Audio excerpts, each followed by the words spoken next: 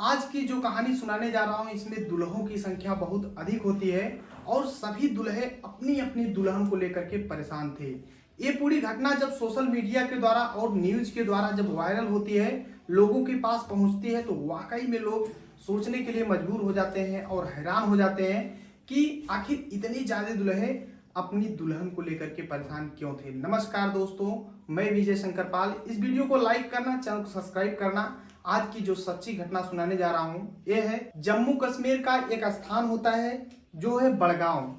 यहाँ का एक लड़का होता है और एक है राजौरी, यहीं की एक लड़की होती है और दोनों की शादी सेट होती है। जब दोनों की शादी सेट हो जाती है तो एक शर्त भी रखी जाती है कि शादी में जो लड़के की तरफ से या लड़की की तरफ से लोग बहुत कम होंगे, सीमित लोग में होंगे और खाने पीने की सब व्यवस्था भी थी। लेकिन एक थी कि भाई जो लड़का है, लड़का के हिसाब से जो मेहर की रकम होती है, मुस्लिम भाइयों में एक महर की रकम होती है, उसको अच्छे तरीके से दिया जाना चाहिए। वो पहले ही कबूल होता है, इसको कबूल करा लिया जाता है और फिर शादी हो जाती है। दुल्हा दुल्हन अपने घर आते हैं और जब इस घर आ जाते हैं, सुहाग रात के दिन जब दुल्हा दुल्हन के पास जाता है, देखिए जो महर का रकम होता है ये सुहाग रात के दिन जो दुल्हा होता है दुल्हन को देता है, लेकिन ये पहले से ही फिक्स हो जाता है कि इतना दिया जाएगा।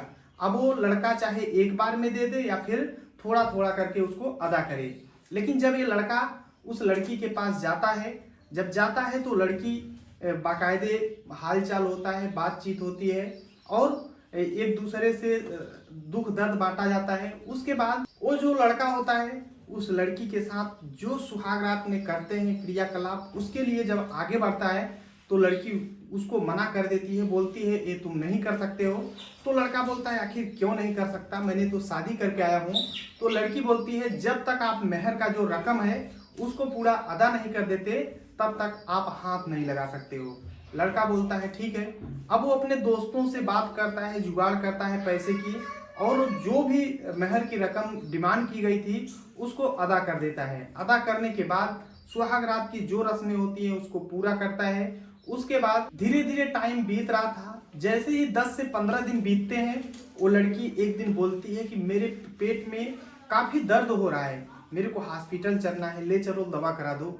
तो लड़का भी कहता है ठीक है और उस लड़की को ले करके हॉस्पिटल पहुंच जाता है। जब हॉस्पिटल पहुंचता है तो बाकायदे डॉक्टर चेकअप करता है। चेकअप करने के बाद जब बाहर निकलती है तो लड़की बोलती है आप यहीं बैठिए, मैं थोड़ा टॉयलेट करके आती हूँ। और लड़की जब टॉयलेट करने निकलती है तो वहीं से गायब हो जाती है। अब लड़का ढूंढने लगता है, हॉस्पिटल के अगल बगल ढूंढने लगता है, दूसरों से पूछता है, कोई पता नहीं चलती है। अब लड़का क्या करे, वो उसका फोटो निकालता है, लोगों को दिखाता है कि क्या आपने इस लड़की को देखा है। लोग बोलते नहीं मैंने नहीं देखा है। वो काफी दौड़ धूप करता है लेकिन वो लड़की नहीं मिलती है। उसके बाद वहीं बगल के थाने में जाता है, वहां पे फोटो दिखाता है और उसके गुमशुदगी दर्ज कराता है।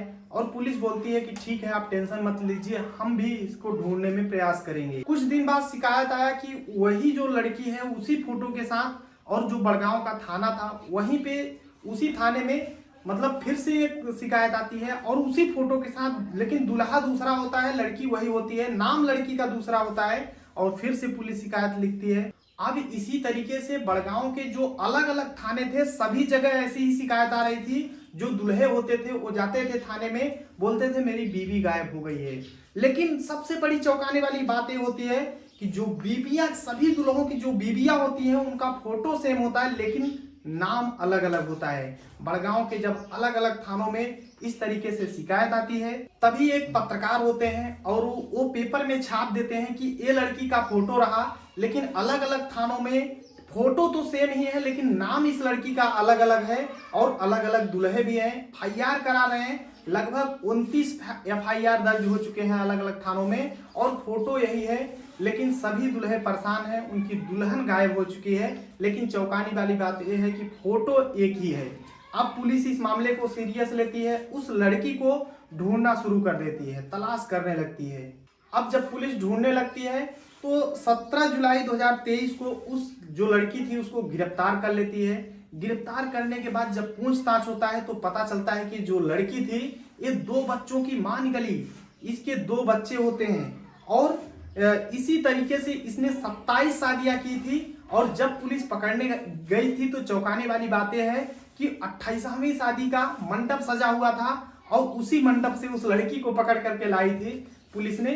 तो पुलिस का यह दावा है कि 28वीं शादी उसकी हो रही थी और वो 27 शादी ऑलरेडी कर चुकी थी। अब उस लड़की को जब जोर जबरदस्ती पुलिस अपने हिसाब से जब पूछताछ करती है तो पूरा मामला बताती है कि हमारी शादी ऑलरेडी हो चुकी है, मैं क्या करती हूँ अलग अलग लोगों से शादियां करती हूँ, ऐसे लोगों को ढूंढते हैं, हमारी एक टीम बाकायदे काम करती है और टीम जो होती है ऐसे लोगों को ढूंढती है जिनके पास पैसे हों और उसके शादी जल्दी ना हो रही हो, देखने में अच्छा ना हो या फिर कोई भी प्रॉब्लम शादी ना हो रही हो उसकी, तो उससे हमारी टीम मतलब कांटेक्ट करती है और बोलती है बाकायदे रिश्तेदार की तरह कि शादी तुम्हारी करा देंगे। और शादी जब सेट हो जाती थी तो ये होता था कि बहुत कम लोग आएंगे और उसमें महर की रकम तय की जाती थी, उस रकम को भी लिया जाता था और बाकायदे वो जब पत्नी बन जाती थी 10-15 दिन में जितना भी उसको नीचना होता था, जितने भी पैसे उससे दुल्हे से निकालने होते थे वो निकाल लेती थी। निकालने के बाद कभी बोलती थी होटल चलो बाहर खाना खाने, जाती थी होटल, बोलती आप बैठे रहो मैं आ रही हूँ, गायब हो जाती। और कई बार ऐसे होती हॉस्पिटल में जाती, कई बार घूमने के लिए बाहर जाती पार्क में। इसी तरीके से वो जब बाहर निकलती सब पैसे वैसे लिए रहती, बस निकल लेती अपना बैग लेकर के। इस तरीके से वो फंडा अपनाती और काफी लोगों को, लगभग 27 लोगों को इसने चूना लगाया था। 28वें को इसी तरीके से करने जा रही थी, फिर पुलिस पकड़ लेती है। ये अलग अलग जो दुल्हे होते थे उनमें अलग अलग अपना नाम बताती, अलग अलग एड्रेस बताती, कहीं पे अपना नाम जहीन बताती, कहीं पे साहिनी, कहीं पे फरजाना। इस तरीके से कई दुल्हे तो ऐसे होते हैं जो एक खो जाती थी, जब ढूंढते ढूंढते पा भी जाते थे इसको, तो ये जो लड़की होती थी उनको धमकाती थी कि जो हुआ सो हुआ, अगर तुम कहीं गए FIR कराओगे तो मैं उल्टा FIR कर दूंगी और बोल दूंगी बलात्कार का केस लगा दूंगी तुम्हारे ऊपर। या फिर कुछ लोग ऐसे कि ज्यादा उम्र के होते थे, वो लोग मतलब ऐसे ही रुक जाते थे। इस तरीके से कुछ तो पाते ही नहीं थे, कुछ पाते भी थे तो डर जाते थे, कुछ कर नहीं पाते थे। ये जो लड़की होती है इसकी उम्र 30 साल, 2 बच्चे भी होती है। अब पुलिस पकड़ लेती है और बोलती है कि इस लड़की के खिलाफ हमने मुकदमा दर्ज कर लिया है और जल्द से जल्द चार्जशीट लगा करके इसको जेल भेज दिया जाएगा। और जो टीम उसके साथ काम कर रही है उसको भी पुलिस तलाश कर रही है, ढूंढ रही है, बोल रही है कि उनको भी बख्शा नहीं जाएगा, जल्द से जल्द उन्हें भी सलाखों के पीछे डाल दिया जाएगा। दोस्तों, कई लोग शादी को लेकर के ख्वाब देखते हैं, कहते हैं कि शादी का लड्डू न खाए जो वो भी पछताता है और जो खा ले वो पछताता है, लेकिन जिसके साथ चीटिंग हो जाए वो कितना पछताएगा।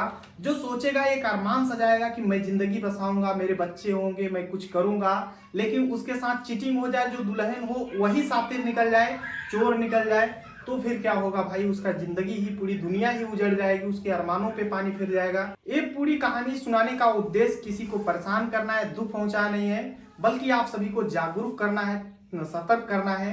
आई होप कि वीडियो पसंद आया होगा, एक लाइक करना, चैनल सब्सक्राइब करना। मिलते हैं नेक्स्ट वीडियो में, तब तक के लिए जय हिंद, वंदे मातरम।